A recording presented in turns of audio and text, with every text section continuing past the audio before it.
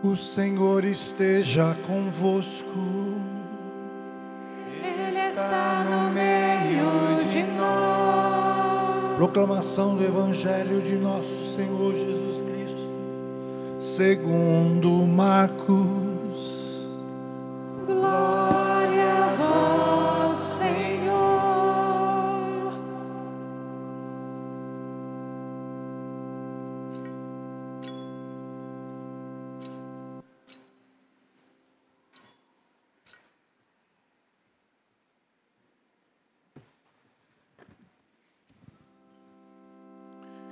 Estando com seus discípulos em Cafarnaum, Jesus, um dia de sábado, entrou na sinagoga e começou a ensinar.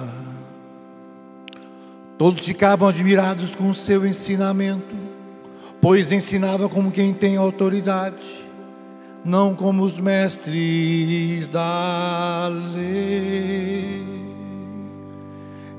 Estava na sinagoga um homem possuído por um espírito mau. Ele gritou: que queres de nós, Jesus Nazareno? Vieste para nos destruir. Eu sei quem tu és o Santo de Deus. Jesus o intimou: cala-te, sai dele. Então o espírito mau sacudiu o homem com violência, deu um grande grito e saiu. Todos ficaram muito espantados e perguntavam uns aos outros: que é isto? Um ensinamento novo dado com autoridade. Ele manda até nos espíritos maus e eles obedecem. E a fama de Jesus logo se espalhou por toda parte, em toda a região da Galileia.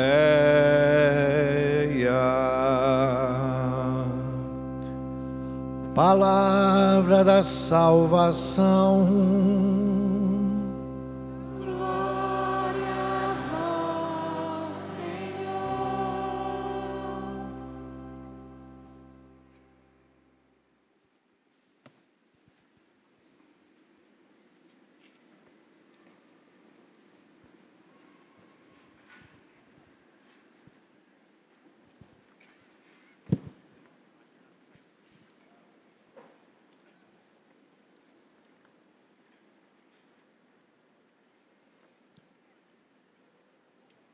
Nas nossas casas, cada coisa tem o seu devido lugar.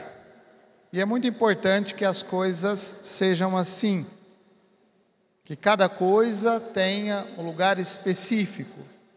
Por exemplo, se a gente chegar na casa de uma pessoa e for ao banheiro, for lavar as mãos, e no lugar da toalha para enxugar as mãos, a gente encontrar um pano de prato, o que a gente vai falar? Essa pessoa não é uma pessoa muito higiênica, né? Essa pessoa não sabe diferenciar uma toalha de enxugar as mãos com um pano de prato. Ou se a gente abrir o armário da cozinha, e lá no armário da cozinha tiver junto com as panelas o balde de fazer limpeza, junto com os produtos de fazer limpeza, a gente vai falar: isso não está certo. Deve ter um lugar específico para guardar essas coisas. E não é junto com as panelas. Cada coisa no seu lugar específico. Cada coisa tem o seu lugar devido. Mas às vezes, nós vamos nos acostumando com determinadas coisas que nós já não vemos mais diferença entre uma situação e outra situação. Um exemplo disso é o perfume. A gente usa perfume, mas com o tempo e por hábito, a gente já não diferencia mais o perfume. A gente sabe que passou o perfume, mas a gente não sente o cheiro. Quem sente o cheiro são os outros, são as outras pessoas que estão ao nosso lado. Isso vale também para quando a gente está com o cheiro forte, o cheiro ruim. Às vezes a gente não percebe, mas o outro que está ao nosso lado percebe que o cheiro não está bom. É uma questão de acostumar-se. O grande problema de toda essa situação, seja das coisas deslocadas ou das coisas que são fruto de um costume, é quando nós trazemos isso para o ambiente da fé, para o ambiente das coisas de Deus, e nós começamos a nos acostumar com aquilo que é errado, como se o errado fosse certo. Não, isso não é mais errado. Isso agora, depois, nessa cultura, nessa situação, no politicamente correto, a gente tem que corrigir determinadas coisas e a gente não pode mais falar que isso ou aquilo está errado, porque isso ofende o outro. A verdade passou a ser uma ofensa. A verdade passou a ser uma coisa perigosa. Dizer a verdade começou a ser uma coisa que incomoda. Isso o que nos mostra é o Evangelho. O Evangelho que nós ouvimos hoje, Jesus chega, entra na sinagoga. O que é a sinagoga? A sinagoga é a casa de oração, diferente do templo. O templo é o lugar onde se oferecem os sacrifícios. A sinagoga é o lugar onde a comunidade se reunia para rezar. E ali, naquele ambiente de oração, naquele lugar de oração, o que acontece? Jesus faz a pregação da palavra de Deus, todos se espantam, mas se aproxima dele alguém que está possuído, e Jesus exorciza, expulsa esse mal do meio daquele lugar, porque aquele não é o lugar para a manifestação do mal. Ali não é o lugar aonde o mal, o demônio pode ou precisa estar, não é ali. Mas vejam, isso causa espanto nas pessoas que estão ouvindo. Isso causa espanto e uma certa indignação da parte deles, porque dizem: mas Jesus está fazendo uma coisa no dia que não podia fazer. Se acostumaram tanto com o mau cheiro do diabo, que já não faz mais diferença. Se acostumaram tanto com o cheiro daquilo que é mentira, que já não são mais capazes de escutar a verdade. E aí Jesus passa a ser um incômodo. Jesus passa a incomodar. Jesus passa a ser alguma coisa que não é boa essa convivência, não é bom estar na presença de Jesus. Por quê? Porque Jesus nos traz uma palavra que mexe com a nossa realidade, com a nossa vida, e ao mexer com a nossa vida, Jesus ilumina, e iluminando, tirando da mentira, Ele traz uma luz que incomoda, uma luz que não deve ser propagada. Jesus começou a incomodar quando falou a verdade. O Evangelho, como palavra proclamada, anunciada, ele só incomoda se ele é proclamado, se o Evangelho é proclamado como uma palavra que chama à conversão. Mas quando nós vamos tentando fazer uma adaptação do Evangelho aos tempos atuais, à cultura atual, ao mundo de hoje, o Evangelho perde a sua força e se torna como o sal que não serve para salgar. É uma coisa insossa. É assim que vivem muitos cristãos. É assim que vivem muitos católicos, que têm uma fé de departamentos, uma fé de quem vai à igreja no final de semana para celebrar, mas quando precisa testemunhar ou precisa contradizer uma realidade do mundo através do seu testemunho, ele não faz. porque não convém, não é conveniente, é perigoso. Então é mais fácil a gente deixar as coisas como estão, é mais fácil a gente encontrar uma forma de viver a nossa fé que não desagrade os outros, uma forma de viver a fé que não incomode. E à medida que nós vamos vivendo a fé desta forma, desta maneira, nós perdemos a relevância, nós perdemos a importância, nós deixamos de ser alguma coisa que serve para a luz do mundo, para iluminar o mundo. Por quê? Porque nós adaptamos a fé aos nossos costumes, à nossa vontade, ao nosso jeito de ser. Já não é mais o perfume de Cristo que nós espalhamos, mas é um outro perfume, um perfume que cheira mal.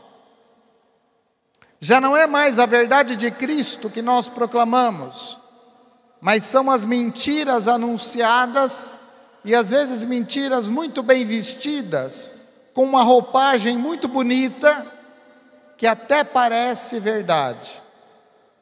Uma mentira contada 1000 vezes, ela não se torna verdade, ela continua sendo mentira. Uma coisa que é enganação diabólica pode ser transvestida de verdade, pode ser acomodada em situações, mas ela continua sendo uma armação diabólica. E nós estamos vivendo tempos em que isso vai se espalhando, e nós não vamos nos dando conta disso, e nós vamos nos acostumando. É como se nós encontrássemos os baldes de lixo dentro do armário da cozinha e não fizesse a menor diferença. É como se nós encontrássemos as coisas erradas nos lugares errados e já não tem mais importância. Nós adaptamos. Nós estamos tentando adaptar a fé aos tempos, enquanto a palavra de Deus, ela serve para iluminar todos os tempos. Quem é esta verdade? Quem é esta palavra profética? Isso nos falava a primeira leitura. A primeira leitura, ela nos dá uma consciência exata do que é o profeta. O profeta não é aquele que fala em nome próprio, não é aquele que fala da própria vontade ou dos próprios raciocínios. Ele fala aquilo que ele escuta de Deus, e se ele não fala aquilo que ele escuta de Deus, e se ele não proclama a verdade de Deus, ele não é profeta de Deus. Ele é profeta de si mesmo, ele é profeta das próprias ideias, ele é profeta de ideologias, ele é profeta de costumes, ele é profeta dos tempos, mas ele deixou de ter um compromisso de anunciar a verdade do Evangelho. E aí, quando não se anuncia a verdade do Evangelho, nós começamos a caminhar por caminhos que nos afastam da salvação. O que está em risco não é simplesmente uma leitura do Evangelho na missa. O que está em risco é a salvação, é o caminho de salvação, é o caminho que nos leva a esse encontro com Deus. A segunda leitura, ela traz uma imagem bonita, porque ela fala dessa imagem do matrimônio, do esposo, da esposa, né? E a igreja, ela é esposa de Cristo, ela não é esposa dos tempos, ela não se casou com as culturas, ela foi desposada por Cristo no mistério da cruz. Foi ali que aconteceu este matrimônio. Então a igreja tem a obrigação, o dever, a profecia de anunciar não uma palavra que agrade aos ouvidos. A igreja precisa ter discernimento para saber aonde colocar os baldes de lixo e aonde colocar o pano de prato. A igreja precisa ter discernimento para saber que o certo permanece certo e o errado permanece errado. E não há nada que nós possamos fazer que faça uma coisa virar a outra. Mas a igreja, como esposa de Cristo, chamada a ser uma realidade profética no mundo, ela precisa apontar e ensinar o caminho da salvação. Eu não concordo com aquilo que a igreja ensina. Não tem problema. Não precisa ficar na igreja. Eu não concordo com este evangelho. Eu acho que precisaria mudar esse evangelho. Já viram que tem algumas dessas celebridades ou pseudo-celebridades por aí que gostariam de mudar certas páginas do evangelho, né? Porque aquela página do evangelho incomoda a vida dela. Então devia mudar isso, por quê? Porque aí nós vamos ter uma palavra que agrada aos meus ouvidos. A palavra do evangelho não é para agradar os nossos ouvidos. A palavra do evangelho é para mexer com a nossa vida. A verdade que é Cristo não é para nos agradar, não é para nos consolar. Aliás, que nenhum dos santos da igreja buscou consolação. Todos aceitaram o desafio de viver no seu tempo a fé e viver os desafios da fé do seu tempo. E os desafios da fé do nosso tempo são grandes. Mas nós estamos dispostos a entrar neste combate para viver a fé, para viver a verdade da palavra de Deus como ela precisa ser vivida? Ou será que, às vezes, a gente vai procurando uma forma light de viver a religião? Não precisa de tanto. Não precisa de tanto esforço. Não precisa de tanta penitência, não precisa de tanta oração, né? Nós passamos um final de semana inteiro, estamos rezando desde sexta. Segunda eu não preciso rezar, que eu já rezei sexta, sábado e domingo, eu já tenho um acumulado. Não se vive do rendimento da oração. Não se vive dos rendimentos da fé. A fé se vive da prática cotidiana, do exercício da oração, do exercício da escuta da palavra de Deus, da proposta de conversão cotidiana. Eu já me converti. Não, nós estamos num caminho de conversão. E nesse caminho de conversão nós precisamos escutar a palavra e a firmeza do evangelho.